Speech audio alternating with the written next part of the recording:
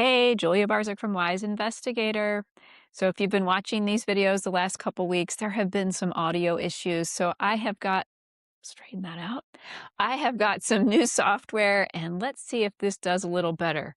And let's see if we can get that straight too. Okay, technical problems overcome, I hope. So in this week's newsletter, I am talking about something called shiny object syndrome. And you may have heard of this before, or maybe you haven't. But if you've not, let me just go ahead and tell you what that is. So that's a term that comes largely from the business or entrepreneurial space where people get idea for a business, they go all in. It's exciting when you start something new. You've got all that energy and seems like all the possibilities are there. It's exciting. And then as you start working on something, it gets hard. The challenges pop up and there's just day after day, week after week, or, year after year of work on something. It just doesn't seem so exciting anymore. And that's when we are susceptible to something called shiny object syndrome, which would be when something catches your attention, flashing light, something shiny, and that attracts you and your attention is drawn over there. And then that option seems much more exciting than what you're currently working on. And some people, again, if they're entrepreneurial, they're trying to move from one trend to the next, they can find themselves in a cycle of chasing shiny objects. And they're never really seen any one project through to know if it could be successful because when things get a little tough or boring, they just move to the next thing and then the next thing and the next thing. So how does this relate to research funding? Well, I feel that PIs are susceptible right now to shiny object syndrome because of all these new initiatives. And it doesn't really matter what they are. So I'm not going to name specific ones, but I'm sure you can think of some like from Department of Energy or National Science Foundation. And it's very understandable that these would attract your attention because it has been a very difficult 18 months for the research community as related to funding and just generally.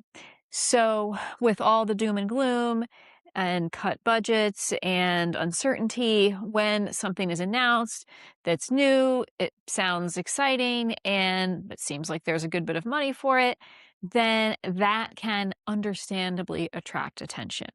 And for some PIs, these opportunities are indeed a very good fit for what they do.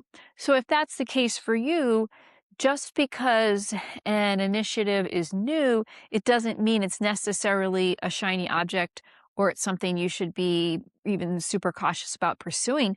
If it fits your research, then pursue it.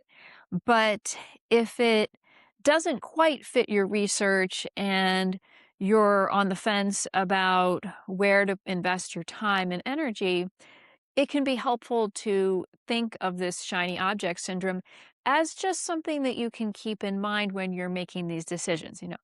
Am I going to submit a proposal for this opportunity that's new? Probably a lot of documentation on it, a long solicitation. It seems like many different topical areas are covered. So yeah, my work could fit in there.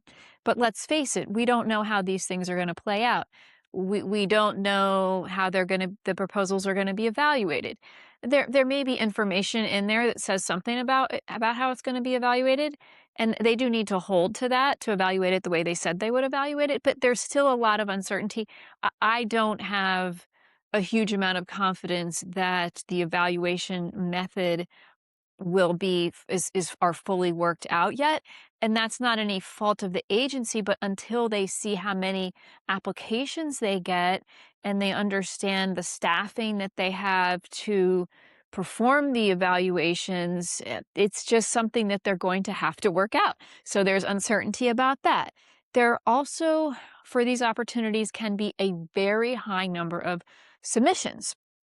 There's a lot of different reasons for that. And one of them is because most of these shiny object opportunities do have deadlines. And we know, because NSF demonstrated this some years ago, that when there is a deadline, there are more submissions.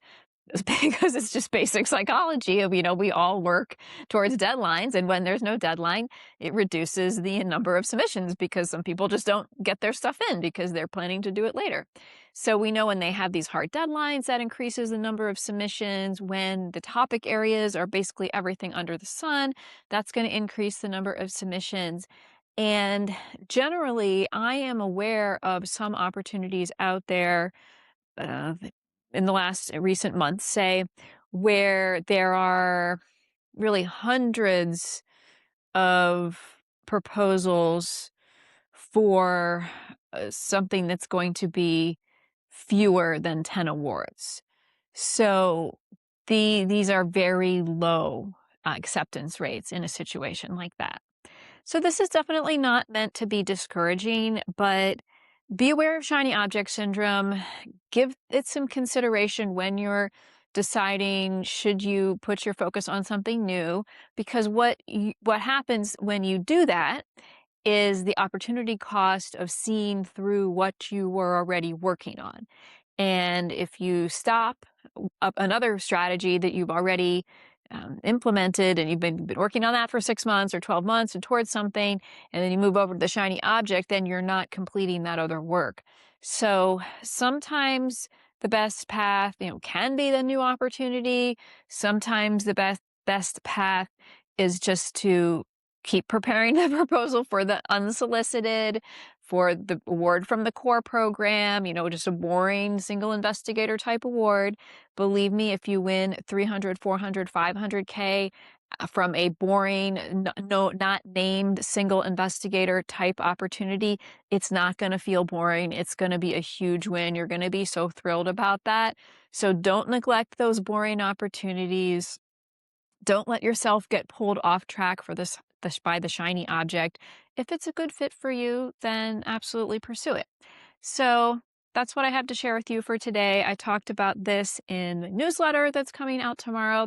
So I'll link to that below if you are not receiving the newsletter. That comes every week with good perspective, strategy, tactics, etc., all of that related to winning research funding.